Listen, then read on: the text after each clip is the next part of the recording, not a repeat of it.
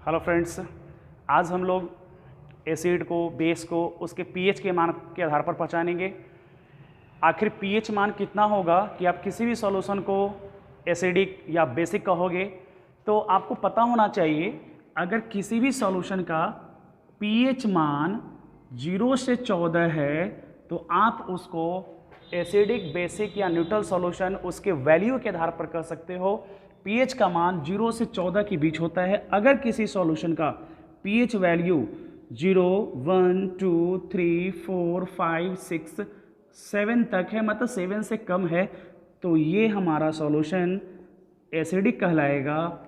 और जिसका pH value exact 7 है वो हमारा न्यूट्रल कहलाएगा।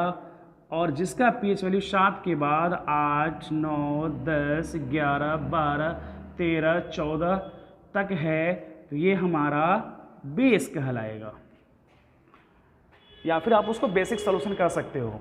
इसी में अगर किसी भी सॉल्यूशन का पीएच वैल्यू 0 से लेकर 3 तक होता है तो ये हमारा स्ट्रॉन्ग एसिड कहलाता है। क्या बोलते हैं इसको? Strong acid.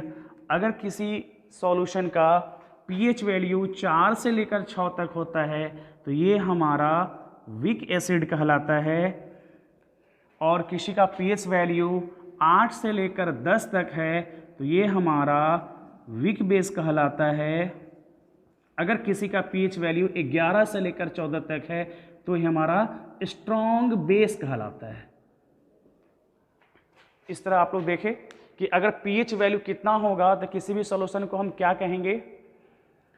आपको कैसा लगा एसिड बेस का डेफिनेशन पीएच के आधार पर? आप हमें कमेंट करके जरूर बताओगे। Thank you.